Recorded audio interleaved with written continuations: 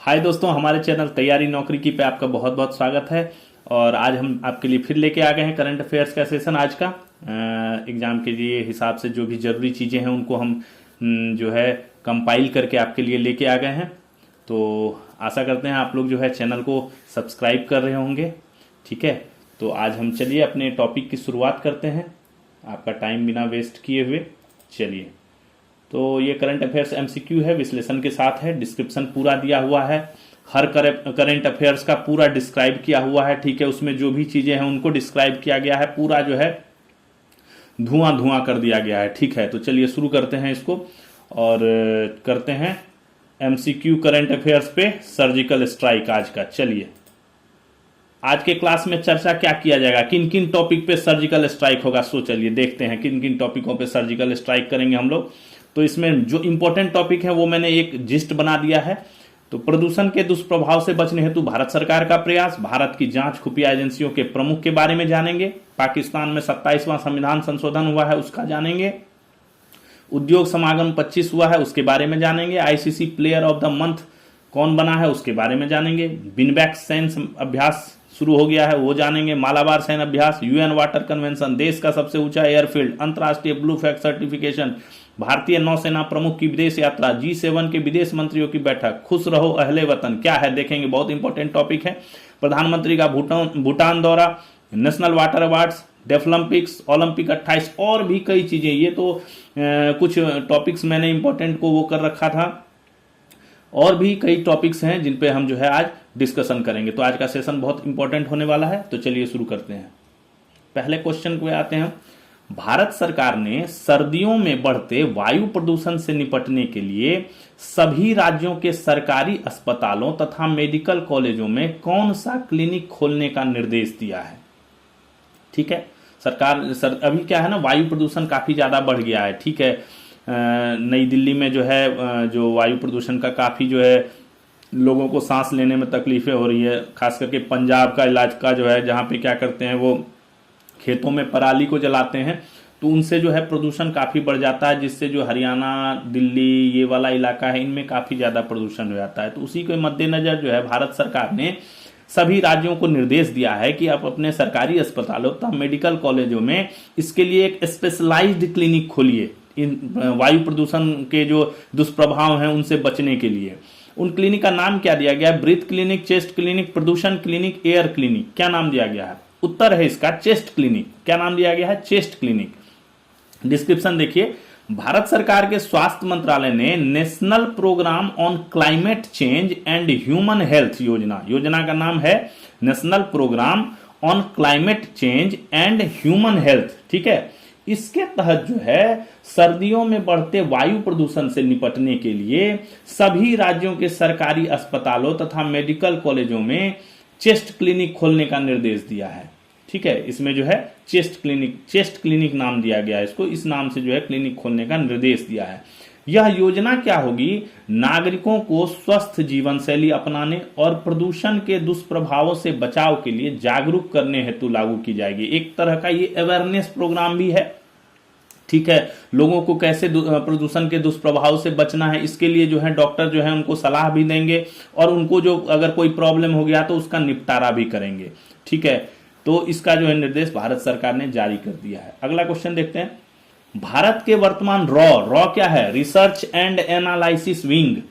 ठीक है ना, रिसर्च एंड एनालिसिस विंग को रॉ कहते हैं। कि प्रमुख कौन है? अभी हम इसके रॉ के बारे में और भी चीजें जानेंगे, पहले हम क्वेश्चन देख लेते हैं।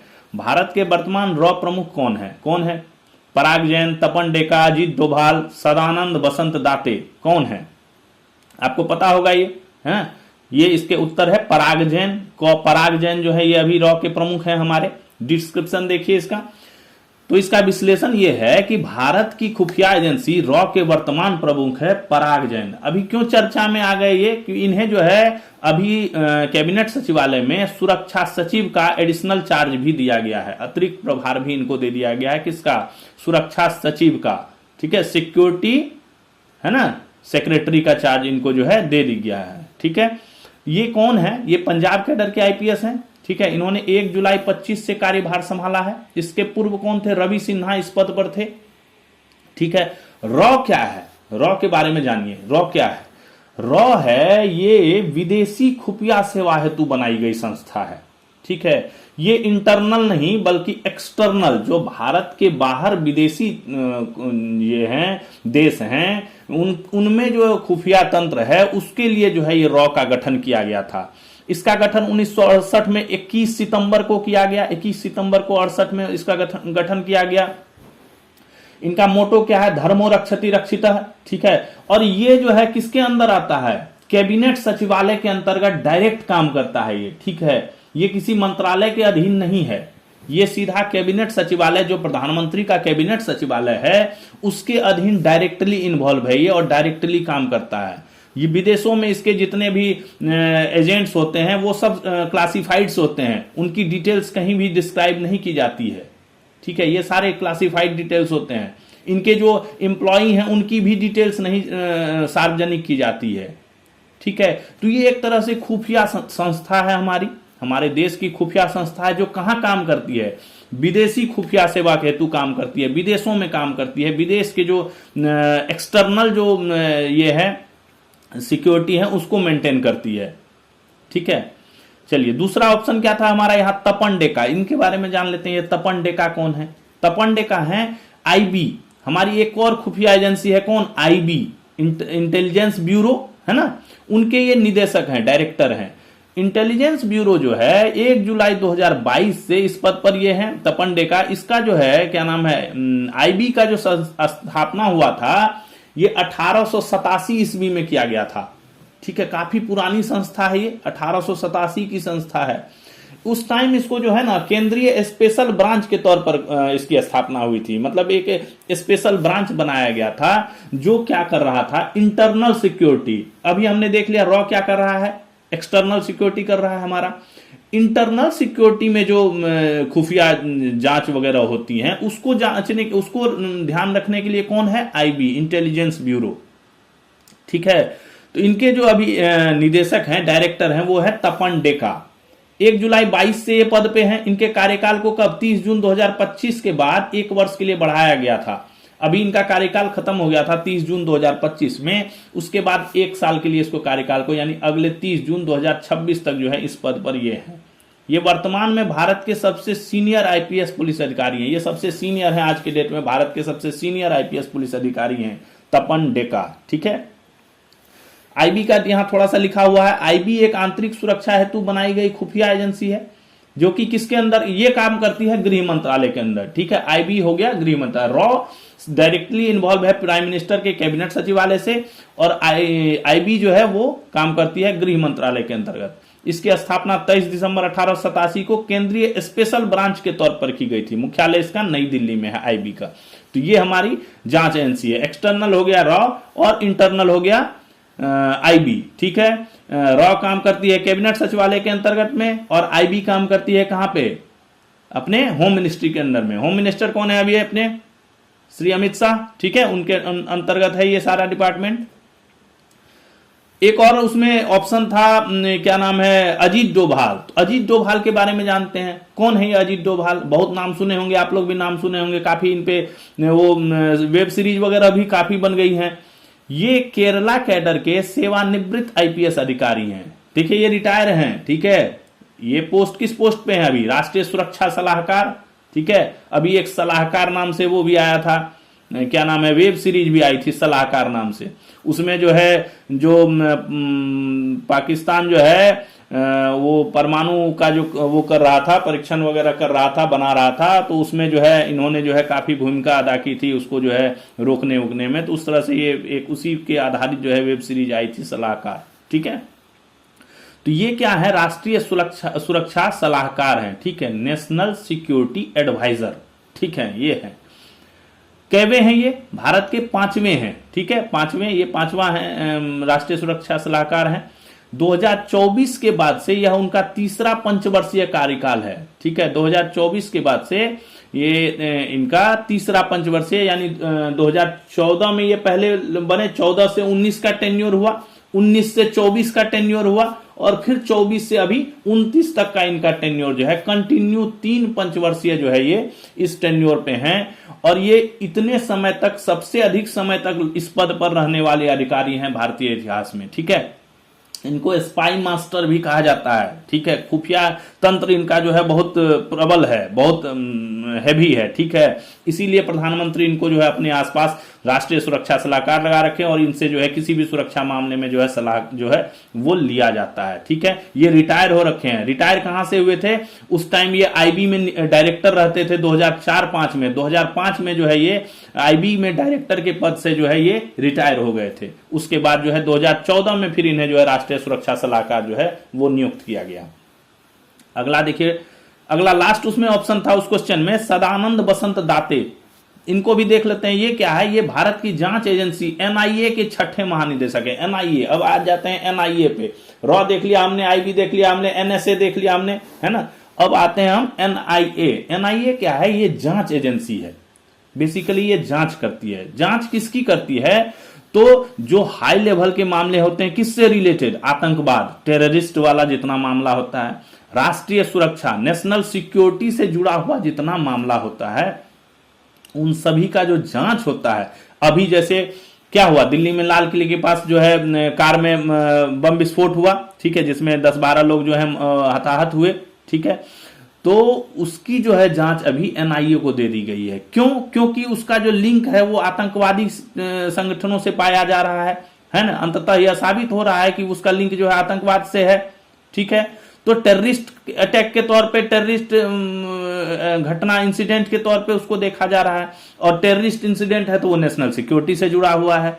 तो इसीलिए इसको किसको दे दिया गया है? एनआईए को। इसकी जांच करने की किसको दे दिया? एनआईए को। तो क्या है एनआईए? ये जांच एजेंसी है। ठीक है, इसका गठन 2009 में हुआ है। ठीक है, ज्यादा पुराना नहीं है, ये 16 साल लगभग होने जा रहा है इसको। तो ये 2009 में इसका गठन किया। यह जो है होम मिनिस्ट्री के अंदर में काम करता है। ठीक है, ये जो श्री अमित शाह का मंत्रालय है, गृह मंत्रालय, उसके अंदर जो है ये अभी काम कर रहा है। ठीक है, और इसी के अंदर काम करता है। यानी गृह मंत्रालय के अंदर आपका जो एनआईए हो गया और आईबी, दोनों जो है गृह मंत्रालय के अंतर्गत ही काम करता है। एनएसए तो डायरेक्ट पीएम से कंसल्ट हो गया, और जो रॉ है वो भी सीधा कैबिनेट सचिवालय से कंसल्ट हो गया, डायरेक्ट पीएम के अंडर में काम करते हैं। ठीक है, तो ये काफी था हमारे जो खुफिया और जांच एजेंसी है उनका जो है एक थोड़ा सा ये परिचय था ये। चलिए आगे अगला क्वेश्चन देखते हैं हम। भारतीय महिला क्रिकेट टीम के खिलाड़ी शेफाली वर्मा, नाम सुने होंगे शेफाली वर्मा, बहुत फेमस रही अभी फाइनल में, को किस राज्य के महिला आयोग ने अपना ब्रांड एम्बेसडर बना दिया है? अभी इन लोग का जो है काफी स्टेट ने, राज्यों ने जो है अपने अपने जो उन राज्य के खिलाड़ी हैं उनको प्रोत्साहन के लिए उनको जो है पैसे दिए हैं। किसी ने पोस्ट दिया है, जो बंगाल में जो है ऋचा घोष को जो है डीएसपी बना दिया गया है, उनके नाम पे स्टेडियम खोला जा रहा है, उनको सोने का बैट और बॉल दिया गया है। उसी तरह पंजाब में जो है 3 जो है महिला खिलाड़ियों को जो है उनको 1.5 करोड़ रुपए जो है वो दिए गए हैं। उसके बाद हरियाणा सरकार ने भी जो है काफी किया। तो ये भारतीय महिला क्रिकेट की शेफाली वर्मा को किस राज्य के महिला आयोग ने अपना ब्रांड एम्बेसडर, किस राज्य के महिला आयोग ने इनको अपना ब्रांड एम्बेसडर बना दिया है? ठीक है, पंजाब, उत्तराखंड, हरियाणा, कोलकाता। तो इसका उत्तर है किसने? हरियाणा ने। हरियाणा की है शेफाली वर्मा। हरियाणा राज्य महिला आयोग ने क्रिकेटर शेफाली वर्मा को अपना ब्रांड एम्बेसडर बना दिया है। ठीक है, हरियाणा के मुख्यमंत्री कौन है? श्री नायब सिंह सैनी, जिनके प्रतिनिधित्व में हरियाणा बहुत विकास कर रहा है, काफी डेवलप्ड हो गया है। ठीक है, बहुत विकास की ओर अग्रसर है इनके नेतृत्व में। तो इन्हें जो है, इन्होंने जो है इनको शेफाली वर्मा को 1.5 करोड़ रुपए, 1.5 करोड़ रुपए तथा क्या दिया? ग्रेड 1 ग्रेडेशन सर्टिफिकेट, एक प्रमाण पत्र भी दिया। ठीक है, शेफाली वर्मा ने किया क्या था? तो फाइनल मुकाबले में इन्होंने, जो दक्षिण अफ्रीका के साथ हमारा विश्व कप का फाइनल हुआ था, जिसमें 52 साल बाद भारत जो है पहली बार विजेता हुआ था, उसमें 78 गेंदों में इन्होंने 87 रन बना दिए थे। ठीक है, और बहुत अहम पारी खेली थी फाइनल में, जिसकी बदौलत भारत ने जो है 298 रनों का जो है लक्ष्य रखा था। ठीक है, Shefali Verma one day world cup में अर्धशतक बनाने वाली सबसे युवा खिलाड़ी बन गई है। ये सबसे युवा खिलाड़ी हो गई हैं जिसने कि किसी भी वनडे वर्ल्ड कप में जो है अर्धशतक लगा दिया है। जब इसने ये कारनामा किया, यानी जब इसने ये अर्धशतक लगाया था, उस समय इसकी उम्र थी 21 वर्ष 278 दिन। ठीक है, 21 वर्ष 278 दिन की उम्र में जो है इन्होंने ये रिकॉर्ड बना दिया था। इन्हें क्या दिया गया, प्लेयर ऑफ द मैच का अवार्ड जो है उस मैच में, फाइनल मैच में दिया गया था। तो अभी हरियाणा सरकार ने इन्हें 1.5 करोड़ रुपए जो है दिए हैं। और महिला आयोग ने जो है, हरियाणा की जो महिला आयोग है उसने जो है इनको जो है अपना ब्रांड एम्बेसडर बनाया है। तो ये ध्यान रखिए, ये क्वेश्चन इंपॉर्टेंट है, आ सकता है।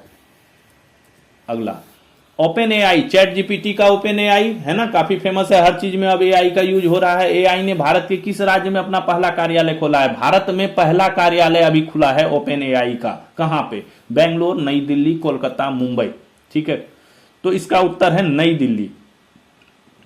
ओपन एआई ने भारत में अपना नई दिल्ली में जो है, नई दिल्ली में कहां पे? नरोजी नगर में जो है एक वर्ल्ड ट्रेड सेंटर है, उसमें अपना कार्यालय खोला है। यह भारत में इनका पहला कार्यालय, फर्स्ट कार्यालय इनका भारत में है। अगला क्वेश्चन देखिए, पंजाब के किस शहर में स्वतंत्रता संग्राम के पहले युद्ध, कब हुआ था स्वतंत्रता संग्राम का पहला युद्ध है? बताइए, कमेंट में बताइए। स्वतंत्रता संग्राम के पहले युद्ध के नायकों के सम्मान हेतु शहीद स्मारक का निर्माण किया गया है।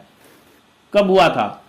स्वतंत्रता संग्राम के पहले युद्ध के नायकों के सम्मान हेतु शहीद स्मारक का निर्माण किया गया है। कहां पे? जालंधर, अंबाला छावनी, फिरोजपुर छावनी, अमृतसर। कहां पे हुआ है? शहीद स्मारक बना है, लेकिन वो किसके समर्पित है? स्वतंत्रता संग्राम का पहला युद्ध के नायकों को। तो इसका उत्तर है अंबाला छावनी में। पंजाब के अंबाला छावनी में 22 एकड़ में 600 करोड़ की लागत से शहीद स्मारक का निर्माण किया गया है। बहुत बड़ा इलाका में किया गया है। यह स्मारक क्या है? स्वतंत्रता संग्राम का जो हमारा पहला युद्ध हुआ था 1857 की लड़ाई है ना, 1857 की लड़ाई कहते हैं ना हम लोग, स्वतंत्रता संग्राम का पहला युद्ध। तो उसके जो नायक थे, उसमें जो स्वतंत्रता सेनानी थे, उनको समर्पित ये शहीद स्मारक है, जो देश में पहला है, जो 1857 के नायकों को समर्पित है, और ये शहीद स्मारक बनाया गया है। ठीक है, चलिए अगला क्वेश्चन देखते हैं। उद्योग समागम 2025 का दूसरा संस्करण भारत के किस राज्य में आयोजित किया गया? उद्योग समागम, ठीक है, उद्योग से संबंधित है ये। उद्योग से नई दिल्ली, हरियाणा, उत्तर प्रदेश, बिहार, कहां पे किया गया आयोजन? तो इसका उत्तर है नई दिल्ली। नई दिल्ली में इसका आयोजन किया गया। कौन आयोजन करता है इसका? भारतीय उद्योग और वाणिज्य मंत्रालय द्वारा। भारतीय उद्योग और वाणिज्य मंत्रालय कौन है इनके मंत्री? भारतीय उद्योग एवं वाणिज्य मंत्री कौन है? केंद्रीय उद्योग एवं वाणिज्य मंत्री कौन है? श्री पीयूष गोयल, है ना। तो इनके द्वारा जो है, इस मंत्रालय द्वारा जो है 11 नवंबर को नई दिल्ली में उद्योग समागम 2025 का सेकेंड एडिशन का जो है आयोजन किया गया। ठीक है, दूसरा था ये। यह समागम क्यों होता है? उद्योग एवं आंतरिक व्यापार संवर्धन विभाग द्वारा आयोजित किया जाता है। जो केंद्रीय उद्योग और वाणिज्य मंत्रालय है, उसके अंदर एक डिपार्टमेंट है, उद्योग एवं आंतरिक व्यापार संवर्धन विभाग है, उसके द्वारा जो है ये आयोजित किया जाता है। इसमें जो मेनली जो है ना, उद्योग से रिलेटेड इशू जो है वो डिस्कस किए जाते हैं। ठीक है, अगला देखिए, दुनिया का सबसे बड़ा मसाला निर्यातक देश कौन सा है? मसाला निर्यातक देश, निर्यात करने वाला कौन? भारत, अमेरिका, दक्षिण अफ्रीका, चीन, कौन है? तो उत्तर है इसका भारत। भारत जो है दुनिया का सबसे बड़ा मसाला निर्यातक देश है। ठीक है, बट अभी क्या हुआ है, ये क्यों अभी ये टॉपिक ये आपको दिख रहा है? अभी क्या हुआ है कि भारतीय मसालों में लीड जो होता है ना, लेड होता है ना, जो सीसा है ना, उसकी मात्रा ज्यादा होने के कारण आयात पर प्रतिबंध लगा दिया है। किसने? अमेरिका और यूरोप के कई देशों ने जो है भारतीय मसालों पर जो है प्रतिबंध लगा दिया है। किसकी वजह से? लेड की मात्रा ज्यादा होने की वजह से। ठीक है, ये लेड की मात्रा का आपको ध्यान होगा कि 2015 ईस्वी में जो है मैगी पर बैन लग गया था। ठीक है ना, मैगी पर जो है बैन लगा दिया गया था। उसी जांच में जो है लेड की मात्रा उसमें बहुत ज्यादा पाई गई थी, जिस पर जो है बैन लगा दिया था। बाद में जो है काफी उसके बाद जो है सुप्रीम कोर्ट से जो है इनको फिर कई टेस्ट हुए, कई 100 तरह के टेस्टों पे जो है खरा उतर के फिर जो है वो मसाला मार्केट में मैगी मार्केट में आया। ठीक है, तो ये जो है लेड की मात्रा ज्यादा होने के कारण जो है इनके आयात पर प्रतिबंध लगा दिया है। इसका मानक क्या है? तो संयुक्त राष्ट्र की जो खाद्य मानक निर्धारण संस्था है, उसको संस्था का नाम है कोडेक्स एलिमेंटेरियस कमीशन। उसने जो है मसालों में 2.5 mg मिलीग्राम पर किलो की सीमा तय की है। कितना होना चाहिए? 2.5 mg पर किलो की। और जो सूखे चीजें, सूखे जैसे सूखा क्या नाम है, मिर्च है, और भी इस टाइप की जो चीजें हैं उन पे तो और कम है, उस पे तो 2% ही है। टू mg ही है, सॉरी परसेंटेज नहीं, 2 mg पर किलो ही है। बाकी मसालों पे 2.5 mg पर किलो है। बट अभी जो देशों ने क्या किया है, जो अमेरिका और यूरोप के देशों ने कहा कि इनमें जो है मात्रा जो है वो काफी ज्यादा है, 100 mg तक जो है मात्रा, इसमें 100 mg पर किलो तक की मात्रा जो है इसमें पाई गई है ना, इसीलिए जो है ये चर्चा में है। अगला देखिए, आईसीसी ने पुरुष क्रिकेट वर्ग में अक्टूबर 25 माह का प्लेयर ऑफ द मंथ किस देश के खिलाड़ी को चुना है? प्लेयर ऑफ द मंथ, हर महीने आईसीसी जो है एक प्लेयरों के, क्रिकेट के खिलाड़ियों के प्रदर्शन के आधार पर जो है वो निकालती है, ग्रेडिंग निकालती है कि किसको फर्स्ट रखा जाए, किसको सेकेंड रखा जाए, तो प्लेयर ऑफ द मंथ चुनती है उसको। तो इस अक्टूबर माह का जो है वो डिक्लेयर हो गया है। किस देश के खिलाड़ी को चुना गया है? पुरुष वर्ग में है, ध्यान रखिए ये दोनों वर्ग में निकलता है, पुरुष में अलग निकलता है, महिला वर्ग में अलग निकलता है, ठीक है। तो पुरुष में किसको चुना गया? भारत, इंग्लैंड, दक्षिण अफ्रीका, ऑस्ट्रेलिया। तो ठीक, इसका आंसर है दक्षिण अफ्रीका, ठीक है। आईसीसी ने अक्टूबर 25 माह के लिए प्लेयर ऑफ द मंथ की घोषणा की है। पुरुष वर्ग में कौन है? दक्षिण अफ्रीका के सेनुरन मुथुसामी, तथा महिला वर्ग में भी इस बार दक्षिण अफ्रीका की हैं। दोनों वर्ग में इस मंथ जो है दक्षिण अफ्रीका की हैं, लॉरा वालवर्ड, ठीक है। दक्षिण अफ्रीका की कप्तान है लॉरा वालवर्ड, वो जो है महिला श्रेणी में, और पुरुष श्रेणी में भी दक्षिण अफ्रीका के जो है सेनुरन मुथुसामी जो है ये इसमें शामिल है, इस सूची में। इस प्लेयर ऑफ द मंथ, अक्टूबर के प्लेयर ऑफ द मंथ है। सितंबर में कौन था प्लेयर ऑफ द मंथ? पुरुष वर्ग में कौन थे? भारत का अभिषेक शर्मा, और महिला वर्ग में स्मृति मंधाना। तो स्मृति मंधाना जो है इस बार सेकंड नंबर पे चली गई हैं। तो स्मृति मंधाना पिछले महीने सितंबर 2025 की प्लेयर ऑफ द मंथ थी, और अभिषेक शर्मा थे भारत से। चलिए अगला क्वेश्चन देखिए, किस देश ने अपने संगठित आपराधिक नेटवर्क के खिलाफ सबसे हिंसक पुलिस कार्रवाई ऑपरेशन कंटेनमेंट के नाम से चलाया था? ऑपरेशन कंटेनमेंट नाम दिया गया था ऑपरेशन को, आपराधिक नेटवर्क के खिलाफ चलाया गया था, और सबसे हिंसक पुलिस कार्रवाई, उस देश की सबसे हिंसक पुलिस कार्रवाई में वो था, है ना। दक्षिण अफ्रीका, रूस, ब्राजील, अमेरिका, कौन है? तो इसका उत्तर होगा ब्राजील। ब्राजील, ठीक है। ब्राजील ने अपने रियो डे जेनेरियो शहर में 29 अक्टूबर को संगठित अपराध नेटवर्कों के खिलाफ देश की सबसे बड़ी हिंसक पुलिस कार्रवाई की थी, ठीक है। इसका नाम ऑपरेशन कंटेनमेंट दिया गया था। इस ऑपरेशन के दौरान 132 कुख्यात अपराधी मारे गए, जिनमें सबसे अधिक वहां की कुख्यात गैंग रेड कमांड गैंग के सदस्य थे, ठीक है। ये ऑपरेशन चलाया था ब्राजील ने। ब्राजील की पुलिस ने लगभग 2500 से ज्यादा पुलिस अधिकारी और सेना जो है इसमें शामिल थी इस ऑपरेशन में, ठीक है। तो ये बहुत हिंसक ऑपरेशन था। 132 आदमी को मार दिया गया, कुख्यात अपराधी जो थे, ठीक है। तो और इस ऑपरेशन का नाम दिया गया ऑपरेशन कंटेनमेंट। तो ये ब्राजील में हुआ, रियो डी जेनेरियो शहर में, ठीक है। अगला देखिए, भारत के किस राज्य के समुद्र तट को 5वीं बार 2025-26 के लिए अंतर्राष्ट्रीय ब्लू फ्लैग सर्टिफिकेशन मिला है? अंतर्राष्ट्रीय ब्लू फ्लैग सर्टिफिकेशन, ठीक है। समुद्र तट को, किस राज्य के समुद्र तट को? तमिलनाडु, कोलकाता, उड़ीसा, केरल, है ना, सभी तटीय इलाके हैं। तो किसको मिला? इसका उत्तर है तमिलनाडु। अब इसका डिस्क्रिप्शन देखिए, ये मैटर थोड़ा सा चर्चा वाला विषय है, चलिए इस पर चर्चा करते हैं।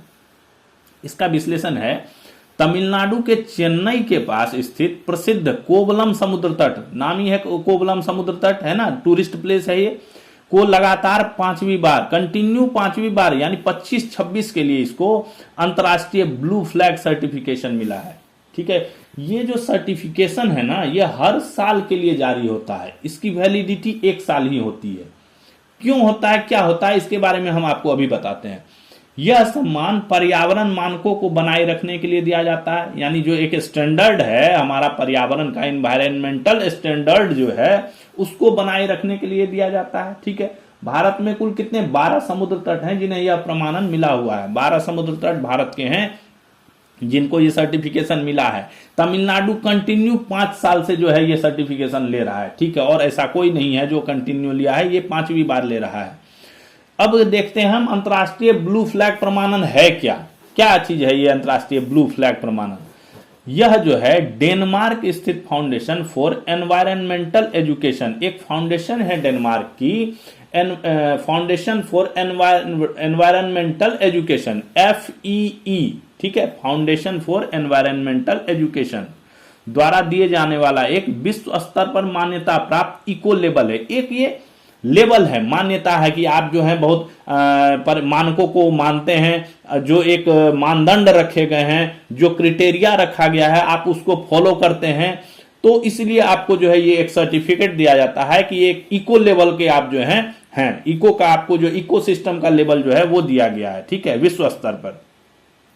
यह प्रमाणन उन समुद्र तटों, किसको दिया जाता है, समुद्र तट को, मरीना को दिया जाता है, और नौका विहार संचालक, जहां नौका विहार चलते हैं उन जगहों को दिया जाता है, जो क्या करते हैं, पर्यावरण प्रबंधन जो है ना, इन्वायरमेंटल मैनेजमेंट, जल की गुणवत्ता, जो पानी है गुणवत्ता, कौन सी पानी की गुणवत्ता, जो नहाने वाली पानी है, जहां पे समुद्र तट पे लोग नहाते हैं, उस पानी की गुणवत्ता को मेंटेन करना। सुरक्षा, किसकी सुरक्षा, समुद्र तटों का सुरक्षा जो है, पर्यावरण शिक्षा, इन्वायरमेंटल एजुकेशन, लोगों को एजुकेट करना से संबंधित कितने मानक हैं, 33 कड़े मानदंडों को पूरा करते हैं। ये 33 एक क्राइटेरिया बना हुआ है, उन क्राइटेरियाओं को जो पूरा करता है उसको ये सर्टिफिकेट जो है दिया जाता है। इसको 4 भाग में डिवाइड किया गया है, जो ये 33 मानदंड हैं, इनको 4 मेन उसमें पार्ट में डिवाइड किया गया। कौन कौन सा है, पहला पार्ट है उसका पर्यावरण शिक्षा और सूचना। फर्स्ट चीज तो है कि भाई आदमी को एजुकेट होना चाहिए कि हमें इन्वायरमेंट को किस तरह रखना है, कैसे हम पर्यावरण को हरा रखें, ग्रीन रखें, कैसे साफ सफाई रखें, ये शिक्षा, एजुकेट करना है हमें। सूचना, इंफॉर्मेशन देना। स्नान के पानी की गुणवत्ता, मैंने ऊपर बताया ही था अभी आपको, कौन से पानी की, स्नान के पानी की गुणवत्ता, यानी जो समुद्र तटों पे पानी यूज होता है नहाने के लिए, लोग समुद्र तटों पे जाते हैं स्नान करने, उस पानी की गुणवत्ता होनी चाहिए, नहीं कि उसमें केमिकल मिला हो, ये हो वो हो, कोई भी प्रदूषण युक्त नहीं होना चाहिए, या कचरा फेंका गया हो, तो इस टाइप का नहीं होना चाहिए। पर्यावरण, तीसरा जो मेन कैटेगरी है वो है पर्यावरण प्रबंधन, ठीक है, मैनेजमेंट जो है। और चौथा समुद्र तटों पर संरक्षण और सुरक्षा सेवाएं, समुद्र तटों पर सुरक्षा सेवाएं होना चाहिए, है ना, कोई डूब रहा है तो उसके लिए हर चीज होनी चाहिए, लाइफ जैकेट होनी चाहिए, जो टीम होती है NDRF की वो होनी चाहिए, ये सब चीजें जो भी हैं वो सारी चीजें इसमें जो है इंक्लूड होती हैं। तो ये 4 मेन पार्ट हैं इसके। यह दुनिया का सबसे प्रतिष्ठित स्वैच्छिक पुरस्कारों में से एक है, सबसे प्रतिष्ठित जो है ये पुरस्कारों में से एक है ये। अगला देखिए, किस देश की महिला को पहली बार UN टूरिज्म की पहली महिला प्रमुख के रूप में नियुक्त किया गया। UN tourism, United nation tourism, ठीक है, कि पहली महिला प्रमुख है। रूस, दक्षिण अफ्रीका, संयुक्त अरब अमीरात, ईरान, किस देश की महिला को नियुक्त किया गया है, ठीक है, तो इसका उत्तर है संयुक्त अरब अमीरात, UAE, यूनाइटेड स्टेट्स ऑफ अमीरात, ठीक है। तो संयुक्त अरब अमीरात की सैखा नासर अल नवाइस, क्या नाम है, सैखा नासर अल नवाइस को जो है UN टूरिज्म की पहली महिला प्रमुख के रूप में नियुक्त किया गया है। इसको फर्स्ट महिला प्रमुख जो है नियुक्त किया गया है। इनका कार्यकाल जनवरी से शुरू होगा और 4 वर्ष के लिए रहेगा। 26 से शुरू होगा तो 26-4-30 तक रहेगा इनका कार्यकाल। 50 वर्ष में पहली बार किसी महिला को इस पद के लिए चुना गया है, ठीक है। ये 50 वर्षों का जो इनका UN टूरिज्म है उसमें जो है ये पहली बार किसी महिला को इस पद पर जो है चुना गया है। अगला क्वेश्चन देखिए, विनबैक्स, मैंने शुरू में ही बोला था विनबैक्स जो है वो नामक संयुक्त सैन्य अभ्यास भारत और किस देश के बीच शुरू हुआ है, विनबैक्स। अभी देखिए इसको याद करने का जो तरीका है वो मैं अभी बताऊंगा आपको। विनबैक्स नाम से ही आपको जो है ये पता चल जाएगा कि भारत ने किसके साथ जो है सैन्य अभ्यास किया, श्रीलंका, वियतनाम, भूटान, रूस, ठीक है। तो इसका उत्तर है वियतनाम, ठीक है, वियतनाम। विनबैक्स, अभी विनबैक्स क्या है, VINBAX, इसका जो है एग्जैक्ट फुल फॉर्म कुछ नहीं है, बट इसका जो फुल फॉर्म बनाया गया है ना, एग्जैक्ट कोई ऐसा वोकैबुलरी वाइज फुल फॉर्म नहीं है, बट नाम से जो इसका बनाया गया है वो है वियतनाम इंडिया। V से हो गया वियतनाम, IN से इंडिया हो गया, B से बाइलेटरल, A से आर्मी। एक्सरसाइज किससे शुरू होता है, E से शुरू होता है, बट यहां X डाल दिया गया है, ठीक है। तो ये कंफ्यूज मत होइएगा। विनबैक्स जो है VINBAX, Vietnam India bilateral army exercise, नाम से ही आपको कंफर्म हो जाएगा कि वियतनाम के साथ हुआ है। तो ये भारत और वियतनाम की सेनाओं के बीच 6ठा संयुक्त सैन्य अभ्यास है, ठीक है। ये छठा संयुक्त अभ्यास है जो भारत और वियतनाम की आर्मी के बीच हो रहा है। कहां पे हो रहा है ये? तो ये इस बार वियतनाम में ही हो रहा है, हनोई वियतनाम में ये हो रहा है, विन बैक्स। ठीक है, अगला देखिए, अमेरिका के सर्जियो गोर को किस देश में राजदूत नियुक्त किया गया है? अमेरिका के हैं सर्जियो गोर, इनको किस देश का राजदूत नियुक्त किया गया है? भारत, पाकिस्तान, अफगानिस्तान, श्रीलंका। तो इसका उत्तर है भारत। भारत में ये अमेरिका के राजदूत जो हैं ये अभी नियुक्त हुए हैं। अमेरिका के सर्जियो गोर को भारत में नए राजदूत के तौर पर नियुक्त किया गया है। नई नियुक्ति है ये, अभी हुई है नियुक्ति। तो ये सर्जियो गोर इंपॉर्टेंट हैं कि भारत में अमेरिका के नए राजदूत हैं Sergio Gor. UN water convention, चलिए यूएन वाटर संधि, जल संधि है ना, यूएन जल संधि से जुड़ने वाला दक्षिण एशिया का प्रथम देश कौन बना है? दक्षिण एशिया, दक्षिण एशियाई देशों की जो है उसमें से प्रथम देश कौन बना है? म्यांमार, नेपाल, बांग्लादेश, श्रीलंका, कौन बना है? उत्तर है Bangladesh. Bangladesh UN water convention से जुड़ने वाला दक्षिण एशिया का पहला देश बना है। ठीक है, बांग्लादेश जो है ये जो यूनाइटेड नेशन की जल संधि है इससे जुड़ने वाला दक्षिण एशिया का पहला देश बना है। कन्वेंशन कब शुरू हुई है? 1992 में, 1992 में शुरू हुआ था और 2016 से सभी देशों के लिए खुला हुआ है। ठीक है, 2016 से ये सभी देशों के लिए ओपन है।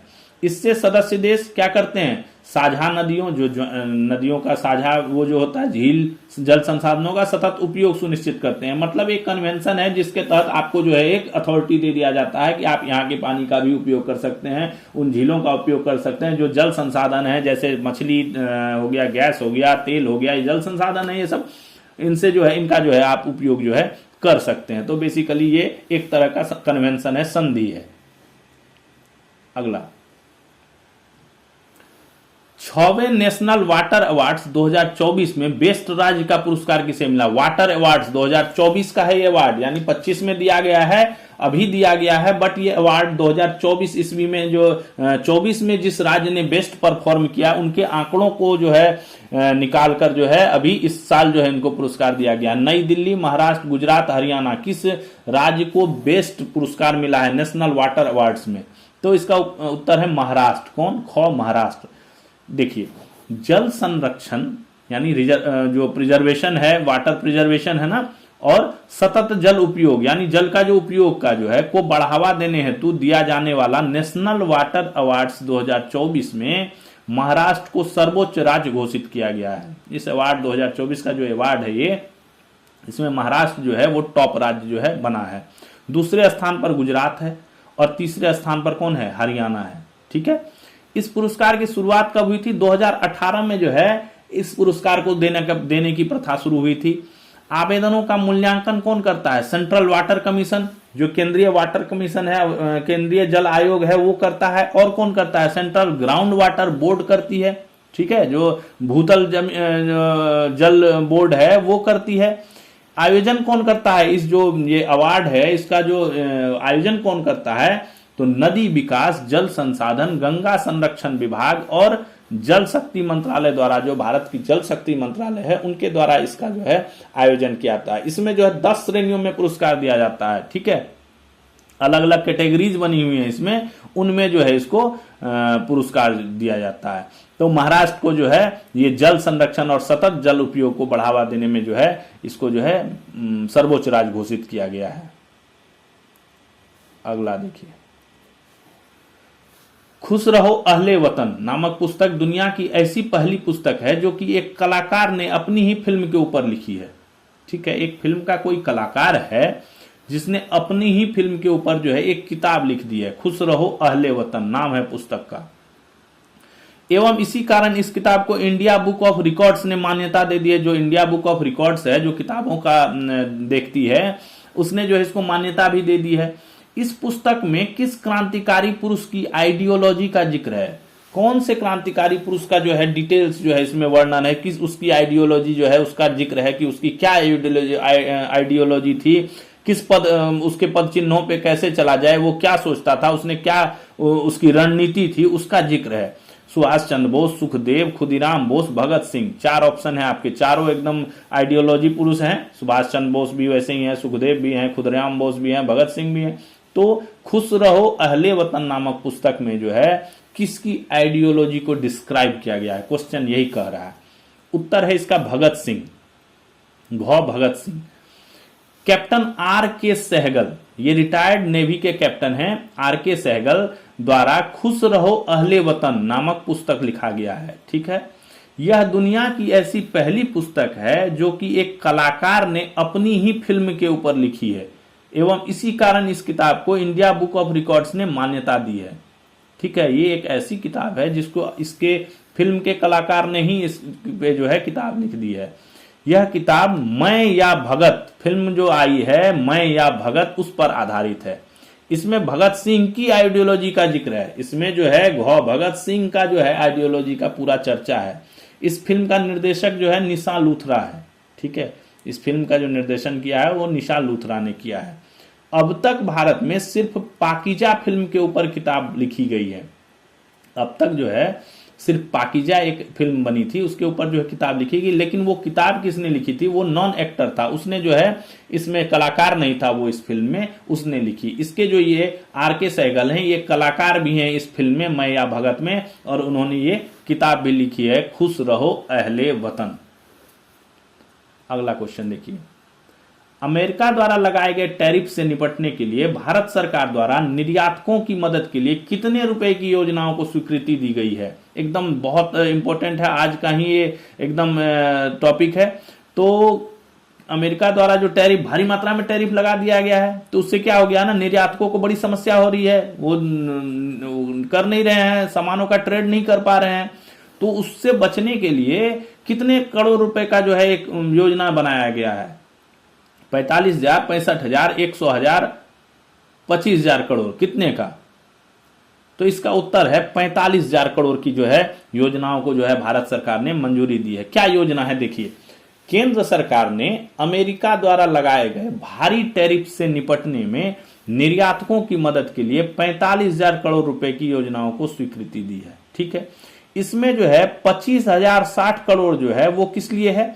निर्यात संवर्धन मिशन, एक मिशन बनाया गया है, निर्यात संवर्धन मिशन, है ना, उसके लिए, और तथा निर्यातकों के ऋण गारंटी योजना के, और बाकी जो बचा हुआ 20,000 करोड़ है, 45 में से 25,000 करोड़ के लगभग का ये है निर्यात संवर्धन मिशन, और जो बाकी 20,000 करोड़ है वो किस लिए है? ऋण सहायता हेतु सुनिश्चित की गई है। जो निर्यातक है उनको अगर ऋण की जरूरत है तो उसकी सहायता के लिए जो है ये पैसा जो है दिया गया है।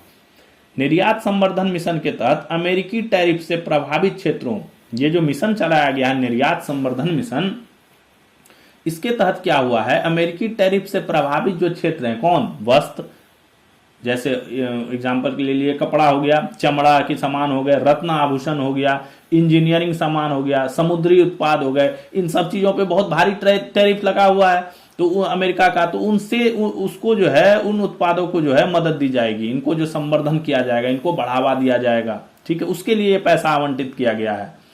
यह मिशन इस वित्तीय वर्ष से शुरू होगा। इस वित्तीय वर्ष कौन सा है हमारा? 25-26 अभी चल रहा है, 2025-26 वित्तीय वर्ष कब से कब चलता है? वित्तीय वर्ष 1 अप्रैल से लेके 31 मार्च तक चलता है। इसका जो वो सेशन होता है अप्रैल टू मार्च होता है। ठीक है, जो हमारा इनकम टैक्स वगैरह भरने का भी होता है वो भी इसी सेशन से चलता है, फाइनेंशियल ईयर से चलता है वित्तीय वर्ष। ठीक है, तो ये वित्तीय वर्ष से शुरू हो रहा है और आगे 6 वित्तीय वर्ष तक जो है, यानी 25-26 से शुरू हुआ है और अगला जो 6 वित्तीय वर्ष होगा और तब तक जो है ये चलेगा ये योजना। तो बहुत इंपॉर्टेंट है ये। अगला देखिए, हिंद प्रशांत क्षेत्र में होने वाली समुद्री अभ्यास मालाबार में सबसे बाद में कौन सा देश शामिल हुआ है? मालाबार बहुत चर्चा का विषय है। मालाबार हिंद प्रशांत क्षेत्र में जो है ये समुद्री अभ्यास होता है, क्वाड भी कहा जाता है इसको, क्वाड अभ्यास भी कहा जाता है, चतुर्भुजीय अभ्यास भी कहा जाता है, काफी चीजें हैं। तो चलिए इसको देखते हैं। तो रूस, ऑस्ट्रेलिया, श्रीलंका, चीन। ठीक है, तो कौन शामिल हुआ है इसमें बाद में? तो ऑस्ट्रेलिया शामिल हुआ है सबसे बाद में। भारत, जापान और अमेरिका के साथ मालाबार अभ्यास में ऑस्ट्रेलिया भी शामिल हो गया है। ठीक है, ये इस बार का अभ्यास शुरू हो चुका है। यह एक प्रमुख समुद्री अभियान है जो हिंद प्रशांत क्षेत्र में बढ़ते रणनीतिक सहयोग को दर्शाता है। ठीक है, ये एक समुद्री अभियान है, समुद्री अभ्यास है। ठीक है, नौसेनाओं का अभ्यास है। जब समुद्र में होगा तो नौसेना अभ्यास करेगी, नौसेनाओं का अभ्यास है। यह अभ्यास उत्तरी प्रशांत महासागर के गुआम में 10 नवंबर से शुरू हो गया है। ठीक है, उत्तरी प्रशांत महासागर के में एक गुआम जगह है, वहां पे जो है 10 नवंबर से यह अभ्यास शुरू हो गया और ये चलेगा कब तक? 18 नवंबर तक चलेगा। 10 से 18 नवंबर जो है ये मालाबार युद्धाभ्यास जो है समुद्री अभ्यास होगा। आत्मनिर्भर भारत अभियान के तहत तैयार भारतीय नौसेना जहाज INS सह्याद्री इसमें शामिल होगा। ये बहुत इंपॉर्टेंट है, ये क्वेश्चन जो है आने वाला है। यहाँ INS सह्याद्री यानी भारतीय नौसेना का कौन सा जहाज जो है जो मालाबार समुद्री अभ्यास में उपयोग हुआ है, तो उसको आप उत्तर दीजिएगा INS सह्याद्री। इसमें ऑप्शन आपके आ सकते हैं INS विक्रमादित्य, INS और भी जो है उनका नाम आ सकता है, बट ये आप सह्याद्री जो है इसको टिक कीजिएगा। INS सह्याद्री जो है वो इसमें शामिल हुआ है। 1992 में भारत और अमेरिका के बीच शुरू हुआ यह अभ्यास अब क्वाड देशों के बीच एक वार्षिक नौसैनिक अभ्यास बन गया। अब ये एनुअली होता है। 1992 से जो है ये किसके बीच शुरू हुआ था? भारत और अमेरिका ही करती थी इसको। ये जो मालाबार अभ्यास है समुद्री अभ्यास, इसको 1992 में सिर्फ भारत और अमेरिका के बीच ये शुरू हुआ था। अब क्या हो गया? 4 देश हो गए। 2015 में इसमें जापान जुड़ गया और 2020 में ऑस्ट्रेलिया आ गया सबसे बाद में। ठीक है, जिससे यह क्या हो गया? चतुर्भुज क्वाड देश हो गए, अभ्यास बन गया है। अब क्या है? ये जो चीन है हमारा, ये चीन, ये जो घ नंबर में चीन आप देख रहे हैं, चीन जो है बार बार यह कह रहा है कि ये जो नौसेना अभ्यास हो रहा है इससे उसको जो है खतरा है। हालांकि ये चारों देशों ने जो है स्टेटमेंट दे दिया है कि ये हमारा नौसेना का सैन्य अभ्यास है और इसमें जो है किसी भी देश पर किसी तरह का जो है वो नहीं प्रभाव नहीं पड़ेगा। बट चीन जो है इससे आतंकित हो जाता है। जैसे ही ये अभ्यास शुरू होता है वो आतंकित हो जाता है कि कहीं ना कहीं कोई प्लानिंग तो नहीं चल रही है। बट सभी देशों, ये चारों देश जो हैं इसके, भारत, अमेरिका, जापान और ऑस्ट्रेलिया, चारों ने क्लियर कर दिया है कि हमारा कोई भी मकसद इस प्रकार का जो है नहीं है। बट इशू वही है। चलिए, G7 के विदेश मंत्रियों की बैठक कहां आयोजित की गई? G7 का बैठक हो गया है इस साल का, ध्यान रखिएगा। ये विदेश मंत्रियों का बैठक की बात हो रही है यहाँ, फॉरेन मिनिस्टर्स, G7 के फॉरेन मिनिस्टर्स की बैठक की बात हो रही है। नॉर्मल G7 समिट जो है वो हो रखा है इस बार। कनाडा, अमेरिका, ब्राजील, भारत, कहां पे हो रहा है? कनाडा में। चलिए, G7 के सदस्य देशों के विदेश मंत्रियों की बैठक का आयोजन 11 से 13 नवंबर तक कनाडा में किया गया, कनाडा में आयोजित हुआ। इसमें G7 के सदस्य देश कौन कौन है? Canada, France, Germany, Italy, Japan, UK और अपना संयुक्त राज्य अमेरिका, USA है ना। इनके साथ साथ कौन? यूरोपीय संघ, भारत, ब्राजील, सऊदी अरब, मैक्सिको, दक्षिण कोरिया, दक्षिण अफ्रीका, ऑस्ट्रेलिया, यूक्रेन सहित अन्य देशों के भी मंत्री शामिल होंगे। इनमें जो है इन देशों के जो सदस्य देश उसके साथ हैं वो तो है ही, उसके अलावा जो है एक यूरोपीय संघ जो है, जो एक्स्ट्रा देश है जो हर बार शामिल होता है, उसके अलावा जो है ये सब देशों के जो फॉरेन मिनिस्टर जो है वो भी शामिल हो रहे हैं। भारत की ओर से कौन गए हैं विदेश मंत्री? हमारे S जयशंकर है ना, S जयशंकर जो हमारे विदेश मंत्री है, उन्होंने इस सम्मेलन में भाग लिया। उन्होंने कनाडा के विदेश मंत्रियों से भी काफी चर्चा करी है इस मैटर पे। तो G7, तो ये विदेश मंत्रियों का इनका बैठक है। ठीक है, ओरिजिनल जो G7 समिट होता है वो इस साल का हो गया है। जो कब हुआ? 51वां था, 51वां शिखर सम्मेलन था। 16 से 17 जून 2025 को कनाडा के केनास्किस अल्बर्टा में हुआ। ठीक है, 16 से 17 जून को जो है ये जो है सम्मेलन समाप्त हो गया था। अगला शिखर सम्मेलन कब होगा? 52वां शिखर सम्मेलन कब होगा? तो 14 से 16 जून 2026 को, 2026 में 14 से 16 जून के बीच जो है यह कहां पे होगा? फ्रांस के इवियान लेस बेंस में यह सम्मेलन का आयोजन किया जाएगा। ठीक है, G7 की स्थापना कब हुई है? तो 1973 में इसकी स्थापना हुई है। 25 मार्च को वाशिंगटन DC में इसकी स्थापना जो है की गई। अगला क्वेश्चन देखिए, इस बार का डेफलंपिक्स कहां आयोजित किया जा रहा है? डेफलंपिक्स, ठीक है, जापान, चीन, अमेरिका, इंग्लैंड। पहली बात तो देखिए डेफलंपिक्स है क्या, तभी तो आपको पता चलेगा कि आयोजित तो हो रहा है क्या डेफलंपिक्स। डेफ का मतलब क्या हुआ? बधिर है ना, जो सुनने में अक्षम होते हैं। मूक बधिर होता है ना, मूक तो हो गए जो बोलने में अक्षम हो गए, और बधिर हो गए जो सुनने में अक्षम हो गए। तो वही जो डेफ होता है ना, डेफ जो कहते हैं DEAF वाला डेफ, वो डेफ ओलंपिक्स, उनका एक ओलंपिक का आयोजन होता है जो अंतर्राष्ट्रीय ओलंपिक समिति द्वारा जो है वो मान्यता प्राप्त है। वो आयोजन जो होता है उनका ओलंपिक, वो कहाँ पे आयोजित किया जा रहा है? जापान, चीन, अमेरिका, इंग्लैंड। उत्तर है टोक्यो, जापान में इसका आयोजन किया जा रहा है। ठीक है, कौन नंबर इसका उत्तर है? विश्लेषण देखिए इसका। इस बार का ग्रीष्मकालीन डेफोलंपिक्स 15 नवंबर से टोक्यो, जापान में आयोजित किया जाएगा तथा 26 नवंबर तक चलेगा। 15 से 26 नवंबर तक जो है इसका आयोजन किया जाएगा। ठीक है, इसमें भारत की ओर से 111 सदस्यीय दल शामिल होगा।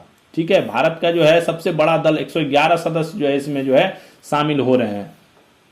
उद्घाटन में जो उद्घाटन होगा इसका, उसमें भारत की ओर से जेरलिन जयारत चागन हैं, वो भारत की ध्वजवाहक होंगी। जेरलिन जयारत चागन हैं, वो भारत की ध्वजवाहक होगी। ठीक है, वो होता है ना उद्घाटन समारोह में ध्वज लेके आगे आगे जाना पड़ता है ना, तो हर देश का प्रतिनिधित्व करता है कोई, तो उसमें भारत का प्रतिनिधित्व जो है ये जेरलिन जयारत चागन करेंगी। ठीक है, इन खेलों की शुरुआत कब हुई? 1924 में। कहां पे हुई थी? फ्रांस में हुई थी। इसमें क्या है, बधिर व्यक्तियों को खेलों में शामिल किया जाता है। ठीक है, बधिर व्यक्तियों को जो है खेलों में बढ़ावा दिया जाता है। अंतर्राष्ट्रीय ओलंपिक संघ से द्वारा ये मान्यता प्राप्त है तथा हर 4 साल पर आयोजित किया जाता है। जैसे नॉर्मल ओलंपिक आयोजन होता है उसी तरह जो है ये डेफोलंपिक्स का भी आयोजन किया जाता है, और अंतर्राष्ट्रीय ओलंपिक संघ जो है, इंटरनेशनल जो ओलंपिक कमेटी है उसके द्वारा जो है, काउंसिल है वो, उसके द्वारा जो है मान्यता प्राप्त है। अगला क्वेश्चन, भारत के नौसेना प्रमुख 12 नवंबर से 17 नवंबर तक किस देश की यात्रा करेंगे? भारतीय नौसेना प्रमुख, नौसेना के जो हेड हैं हमारे, भूटान, अमेरिका, रूस, अफगानिस्तान, कहाँ की यात्रा पे हैं? तो चलिए उत्तर है इसका अमेरिका। अमेरिका की यात्रा पे हैं, 5 दिवसीय यात्रा है इनका 12 से 17 नवंबर तक। भारतीय नौसेना प्रमुख एडमिरल कौन है? दिनेश कुमार त्रिपाठी, पता होगा आपको। 12 नवंबर से 17 नवंबर तक अमेरिका का दौरा करेंगे। ठीक है, इस यात्रा का उद्देश्य क्या है? उद्देश्य क्यों यात्रा की है इन्होंने?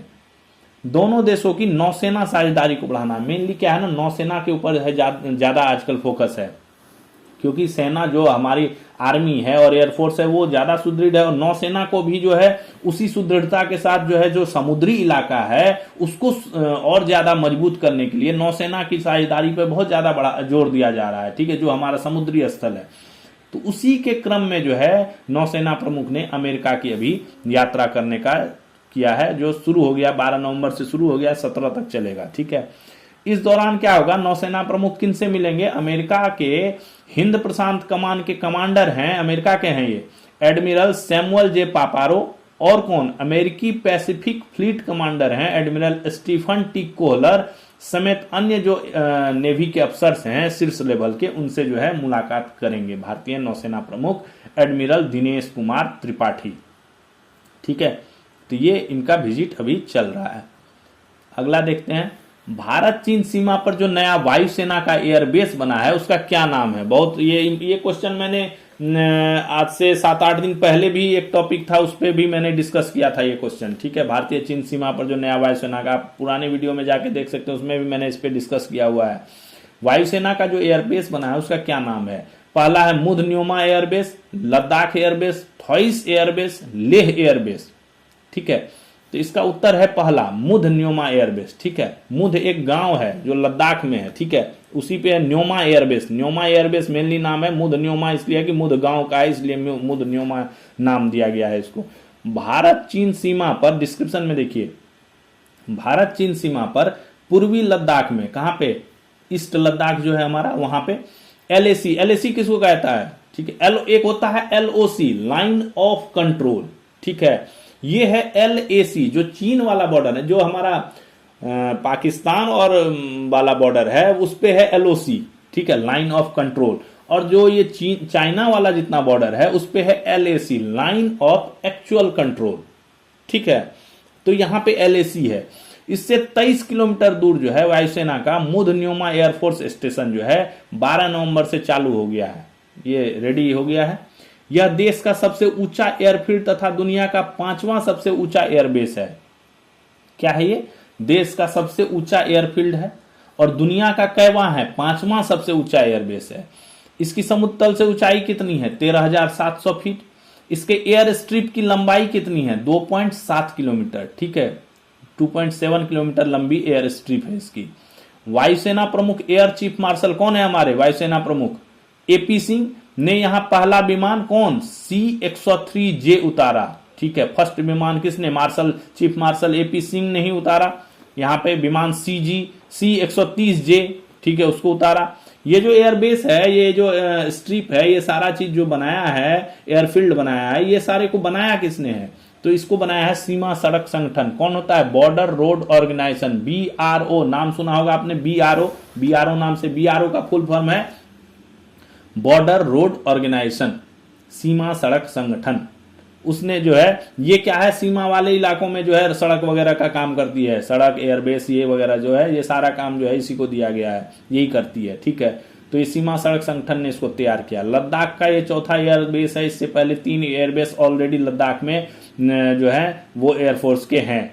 इस इलाके में लेह एयरबेस पूरी तरह चालू है, लेह एयरबेस भी एक्टिवेट है, तथा कारगिल और सियाचिन का थ्वैस एयरबेस भी। ये जो ऊपर थ्वैस एयरबेस देख रहे हैं, ये कहां पे पता है? कारगिल और सियाचिन में है ये थ्वैस एयरबेस। यहां से भी विमान जो है उड़ान भरते हैं, ठीक है। तो ये था हमारा नया एयरबेस चालू हो गया है, न्योमा एयरबेस, ठीक है, ध्यान रखिएगा। अगला क्वेश्चन, प्रधानमंत्री नरेंद्र मोदी के भूटान दौरे के दौरान वैश्विक शांति के लिए किस कार्यक्रम का आयोजन किया गया? कौन सा कार्यक्रम आयोजित किया गया वैश्विक शांति के लिए? कहने पूरे विश्व की शांति की प्रार्थना की गई उसमें, कि भाई पूरे विश्व में शांति हो, कोई हो हमला नहीं हो, आतंकवादी हमला नहीं हो। उस आयोजन का नाम क्या था? विश्व शांति समारोह, सिद्ध आध्यात्मिक समारोह, कालचक्र अभिषेक समारोह, बौद्ध समारोह, ठीक है। भूटान क्या है? बौद्धिक देश है ना, बौद्ध को मानने वाला देश है। इसका उत्तर है कालचक्र अभिषेक समारोह, ख। प्रधानमंत्री ने अपने भूटान दौरे के दौरान वैश्विक शांति के लिए कालचक्र अभिषेक समारोह का उद्घाटन किया, ठीक है, कालचक्र एम्पावरमेंट, ठीक है, जो है उस समारोह का उद्घाटन किया। यह समारोह जे खेनपो कौन है? भूटान के सर्वोच्च बौद्ध धर्म गुरु हैं, उसकी अध्यक्षता में आयोजित हुआ, वहां पे यह आयोजित किया गया। यह कालचक्र एम्पावरमेंट वैश्विक शांति प्रार्थना उत्सव का हिस्सा है। यह जो कालचक्र अभिषेक समारोह हुआ, यह एम्पावरमेंट वैश्विक शांति प्रार्थना जो होती है वह उत्सव उसका हिस्सा है। प्रधानमंत्री ने और क्या किया? यहाँ पे भूटान की 13वीं पंचवर्षीय योजना के लिए 10,000 करोड़ रुपए देने के लिए भारत पहले से प्रतिबद्ध है, तो उसकी आश्वासन देके आया है प्रधानमंत्री ने कि हाँ ठीक है, हम ये पैसा आपको प्रोवाइड कराएंगे, ठीक है। जो हमने वो कर रखा है, कमिटमेंट कर रखा है, 13वीं पंचवर्षीय योजना जो भूटान में चल रही है, उसके लिए 10,000 करोड़ रुपए का जो वहां पे परियोजनाएं चलेंगी, उनमें मदद के लिए वो जो है उसका आश्वासन देके आए हैं। और दूसरा क्या किया है? भूटान में ऊर्जा परियोजनाओं के वित्त पोषण के लिए 4,000 करोड़ रुपए की रियायती ऋण की घोषणा की है। यानी जो ऊर्जा परियोजना, इनर्जी प्रोजेक्ट्स चलेंगे वहां पे, उनको जो है फाइनेंशियली सपोर्ट देने के लिए जो है 4,000 करोड़ रुपए का रियायती ऋण की घोषणा की है। अगर जो कंपनियां आएंगी वो ऋण जो है वहां से ले सकती हैं, ठीक है। उसके लिए जो है ये 4,000 करोड़ रुपए की भी घोषणा की है प्रधानमंत्री ने। अगला देखिए, 2028 का ओलंपिक किस देश में आयोजित किया जाएगा? पता ही होगा ओलंपिक, अमेरिका, रूस, इंग्लैंड, भारत, कहां पे आयोजित किया जाएगा 2028 का ओलंपिक? लॉस एंजल्स कहां पे है? अमेरिका के लॉस एंजल्स में 28 में 14 से 30 जुलाई तक जो है ओलंपिक खेलों का आयोजन किया जाएगा। इसका जो है शेड्यूल जो है जारी कर दिया गया है, ठीक है। अंतर्राष्ट्रीय ओलंपिक कमेटी ने जो है इसका जो है शेड्यूल जारी कर दिया गया है। लगभग 2.5 साल पहले जो है इसका शेड्यूल आ गया है। 14 से 30 जुलाई तक जो है ये आयोजन किया जाएगा। इस बार ओलंपिक में कौन सा गेम शामिल हो रहा है? क्रिकेट भी ओलंपिक में इस बार शामिल हो रहा है। और इस बार क्रिकेट में भी जो है स्वर्ण, रजत, कांस्य पदक दिया जाएगा टीमों को, ठीक है। तो क्रिकेट मैच जो है वो कब से होगा? 12 जुलाई से 29 जुलाई के बीच होगा। शुरुआत कहां से होगी? महिला क्रिकेट से होगी। फर्स्ट जो महिला क्रिकेट होगा वो किसका होगा? महिलाओं का होगा, जिसका फाइनल 20 जुलाई को, और 22 जुलाई से पुरुषों का मैच होगा। यानी 20 जुलाई को महिला का जो क्रिकेट होगा उसका फाइनल हो जाएगा। उसके बाद 22 जुलाई से 29 जुलाई तक जो है वो पुरुषों के मैच होंगे, ठीक है। तो 12 से 20 तक जो है वो महिला का हो गया, और 22 से लेके 29 तक जो है वो पुरुषों का हो गया, ठीक है। सिडनी ओलंपिक 2000 के बाद महिला ट्रायथलॉन को पहली पदक स्पर्धा में शामिल किया गया है। ठीक है, फर्स्ट जो गेम होगा पदक के लिए उसमें कौन सा गेम होगा? महिला ट्रायथलॉन गेम होगा। ठीक है, और अंतिम जो पदक के लिए गेम होगा वो होगा तैराकी।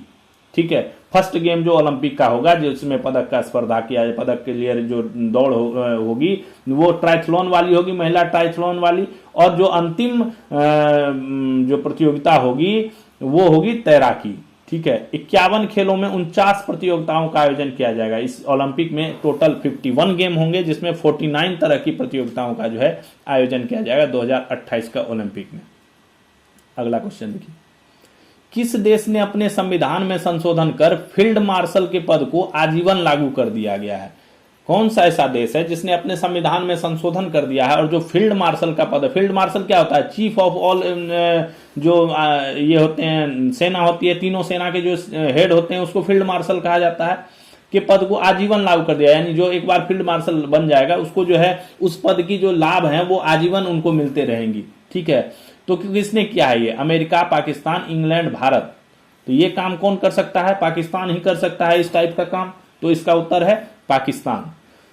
पाकिस्तान में 12 नवंबर को 27वां संविधान संशोधन बिल पूर्ण बहुमत से पारित हो गया। ठीक है, इतना उथल पुथल मचा हुआ है पाकिस्तान में, हर तरह से उथल पुथल मचा हुआ है। उधर अफगानिस्तान से लड़ाई चल रहा है, तालिबान से टकरार है, हर तरह से उथल पुथल चल रहा है। ठीक है, बट उस उथल पुथल के बीच में इंटरनल उसका बहुत खराब हालत है, आर्थिक स्थिति बड़ी बिगड़ी हुई है।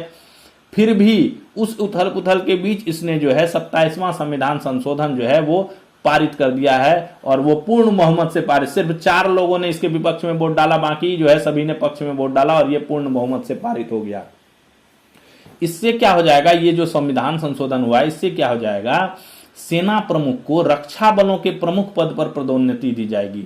जो आज के डेट में सेना प्रमुख है, कौन है सेना प्रमुख पाकिस्तान का? असीम मुनीर है, जो बहुत चर्चा में रहा था ऑपरेशन सिंदूर के दौरान। असीम मुनीर है ना, उल्टा पुल्टा स्टेटमेंट देने के लिए।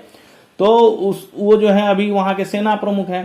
तो उसने क्या किया है? उसको जो क्या बना दिया जाएगा? रक्षा बलों का प्रमुख। जितना भी डिफेंस फोर्सेस हैं उनका जो है हेड CDF बन जाएगा, चीफ ऑफ डिफेंस फोर्सेस, है ना, वो बन जाएगा वो। जिससे क्या होगा? वे तीनों सेनाओं के संयुक्त प्रमुख बन जाएंगे। ठीक है, field marshal, air force marshal, admiral of the fleet, ये सब जैसा जो है सारा चीज जो है 5 सितारा जो पद है वो सब उपाधि आजीवन बना रहेगा, है ना। यानी फील्ड मार्शल हो गया, एयरफोर्स मार्शल हो गया, एडमिरल ऑफ द फ्लीट हो गया, ये सब जो सबसे सर्वोच्च पद है, 5 सितारा पद है, वो जो है उपाधि आजीवन उसके पास रहेगी। यह संविधान संशोधन फील्ड मार्शल को कानूनी प्रतिरक्षा भी प्रदान करता है।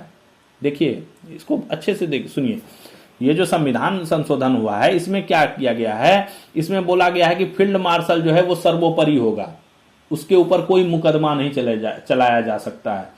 कानूनी प्रतिरक्षा भी प्रदान करता है, यानी कानूनी रूप से उसको जो है सुरक्षा प्रदान किया गया है। ठीक है, आजीवन उस पे जो है कोई मुकदमा नहीं चला जाएगा। जब वो रिटायर भी हो जाएगा तो पद और उसकी जो उपाधि है और उसकी जो सुविधाएं हैं वो तो उसको आजीवन मिलेगी। बट पद पर से जो वो हो जाएगा, रिटायर हो जाएगा, तो उसके बाद जो है भी उस पर कोई मुकदमा नहीं चला सकेगा, यानी आजीवन उस पर कोई मुकदमा नहीं चला जाए। प्रधानमंत्री के पास भी फील्ड मार्शल की उपाधि वापस लेने का अधिकार नहीं होगा। प्रधानमंत्री भी अगर चाहेगा कि फील्ड मार्शल को जो उसको उपाधि दिया गया है वो वापस ले लें तो वो नहीं हो पाएगा। ठीक है, उसके पास इसका अधिकार नहीं होगा। ठीक है, न्यायपालिका का पुनर्गठन किया जाएगा। जो न्यायपालिका है उसको भी पुनर्गठन कर दिया है। इसके तहत क्या होगा? संवैधानिक और प्रांतीय मामलों को निपटाने के लिए एक संघीय संवैधानिक न्यायालय की स्थापना का प्रावधान है। जो कॉन्स्टिट्यूशनल और जो प्रोविनेंस वाले मामले हैं उनको निपटाने के लिए जो है जो एक अलग ही संवैधानिक न्यायालय जो है, संघीय संवैधानिक न्यायालय जो है उसका स्थापना कर दिया गया है, जिससे जो सर्वोच्च न्यायालय है वहां का वो जो है कमजोर पड़ गया है ना। तो उल्टे पुल्टे डिसीजंस हैं इसमें। ठीक है, काफी जो फील्ड मार्शल को जो है सर्वोच्च बना दिया गया है, यानी वही अब सर्वेसर। और इसमें एक चीज और है, न्यूक्लियर जो वो हैं कंट्रोल्स हैं वो सारे इसी के पास रहेंगे। फील्ड मार्शल के पास ही सारे न्यूक्लियर कंट्रोल्स भी दे दिए हैं।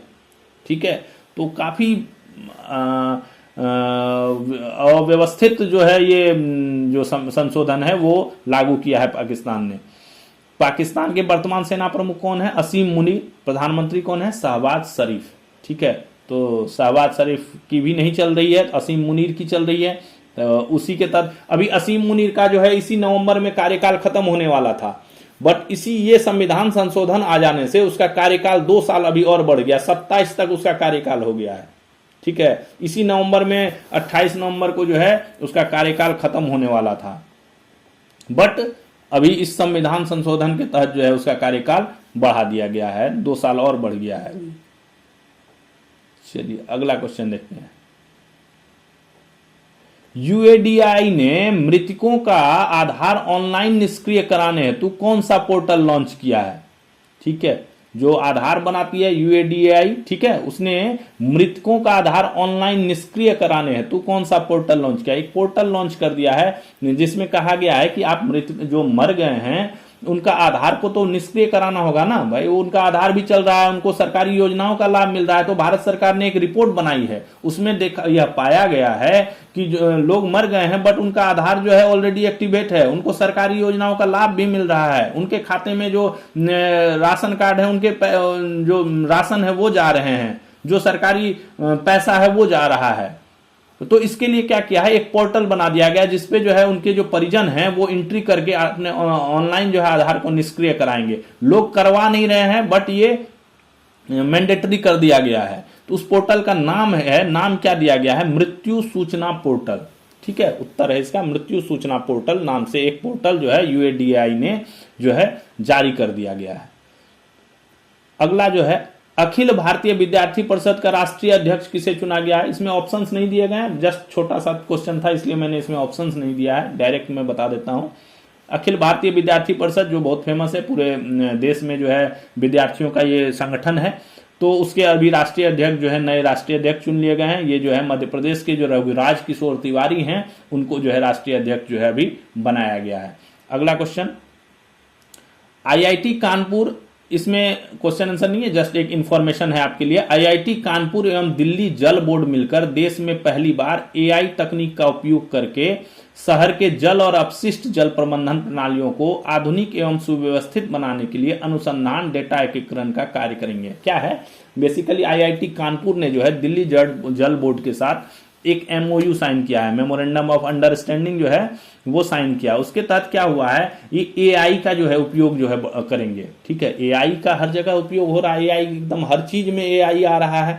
तो ये दिल्ली जल बोर्ड ने जो है आईआईटी कानपुर के साथ जो है एक समझौता किया है, जिसके तहत क्या होगा, दोनों मिल के जो है ना एआई टेक्नोलॉजी का यूज करके जो है शहर के जो जल प्रबंधन है उसका जो है उसको आधुनिक करेंगे और उसका जो है डेटा विश्लेषण करेंगे। ठीक है, अपशिष्ट जल प्रबंधन का भी जो है निपटारा करेंगे, जो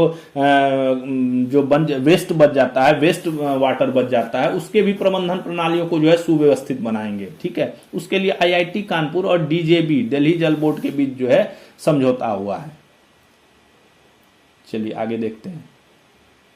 इस सप्ताह के करंट अफेयर्स से आपके लिए सवाल। अब मैंने जो है ये हमारा आज का टॉपिक था, सारा जितने टॉपिक थे वो हमारे आज के टॉपिक थे। अब आपके लिए मैंने जो है 2-3 सवाल रख दिए हैं, इसका जो है उत्तर आप जो है कमेंट में बता दीजिए। ठीक है, और इसका उत्तर मैं कल आपको बताऊं। ये वो क्वेश्चन है जिसको मैंने इस सप्ताह जो है पढ़ा दिया है, पहले पढ़ाया हुआ है। इस सप्ताह के वीडियो में आप कहीं पीछे जाकर जो है इसका डिस्क्रिप्शन भी देख सकते हैं, काफी डिस्कस हो रखा है इस मैटर पे, काफी विश्लेषण बताया हुआ है इन सब टॉपिकों का। ठीक है, तो आपको इन तीनों सवाल के उत्तर जो हैं वो कमेंट बॉक्स में डालने हैं। ठीक है, आप तीनों सवाल के उत्तर जो है कमेंट बॉक्स में डाल दीजिए। डिस्क्रिप्शन आपको विश्लेषण चाहिए तो आप पुराने वीडियो को जाके रेफर कर लीजिए, पुराने वीडियो में जाके देख लीजिए। इन तीनों का उत्तर मैं कल जब सेशन शुरू होगा तो उससे पहले मैं इन तीनों का उत्तर आपको बता दूंगा। पहला क्वेश्चन क्या है, दुनिया का सबसे बड़ा वाइल्ड लाइफ सर्वे किस देश में किया जाएगा? पहला क्वेश्चन, दुनिया का सबसे बड़ा वाइल्ड लाइफ सर्वे किस देश में किया जाएगा? मैंने इस पे काफी लंबा चौड़ा विश्लेषण और काफी बताया हुआ है। दूसरा क्वेश्चन, भारत का पहला लिविंग ड्रग किसे कहा गया है? भारत का पहला लिविंग ड्रग किसे कहा गया है? ठीक है, और लास्ट क्वेश्चन आज का, बैंक द्वारा लागू की गई नई पॉलिसी के अनुसार अब नागरिक अपने खाते में कितने नॉमिनी दर्ज कर सकते हैं, कितने नॉमिनी को नॉमिनेट कर सकते हैं? ठीक है, बैंक नई पॉलिसी लागू की है, बताया था आपको मैंने। तो इसमें अब नागरिक जो है अपने खाते में कितने नॉमिनी को दर्ज कर सकते हैं, इन तीनों क्वेश्चन का जो उत्तर है आप कमेंट बॉक्स में डाल दीजिए। जो डाल देंगे मैं समझ जाऊंगा कि उनको इस चीज का पता है। ठीक है, अगर आपको नहीं पता है तो हमारा कल का वीडियो देखिएगा, उसमें मैं इन तीनों का उत्तर तो बता ही दूंगा। और अगर आपको पहले जानना है तो आप हमारे पिछले वीडियो का रेफरेंस ले सकते हैं, उसमें इन तीनों टॉपिक पे है काफी ज्यादा डिस्क्राइब करके जो है बताया गया है। ठीक है, तो ये था हमारा आज का टॉपिक। ठीक है, आपको आज का सेशन कैसा लगा अपने कमेंट में जरूर बताइए। ठीक है, अपने दोस्तों को शेयर कीजिए, परीक्षा की तैयारी जारी रखिए। ठीक है, जब तक तैयारी पूरी नहीं होगी तब तक हम छोड़ेंगे नहीं। ठीक है, और हम नौकरी लेकर रहेंगे, इसी प्रण के साथ जो है आगे बढ़ते रहना है। ठीक है, परीक्षा की तैयारी में किसी प्रकार की कमी नहीं करनी है। ठीक है, तो इसी आशा के साथ आपसे विदा लेते हैं। ठीक है, फिर हम कल मिलेंगे नए सेशन के साथ। जय हिंद, थैंक्स फॉर वॉचिंग। तैयारी नौकरी की तरफ से आपका बहुत बहुत धन्यवाद। थैंक्स।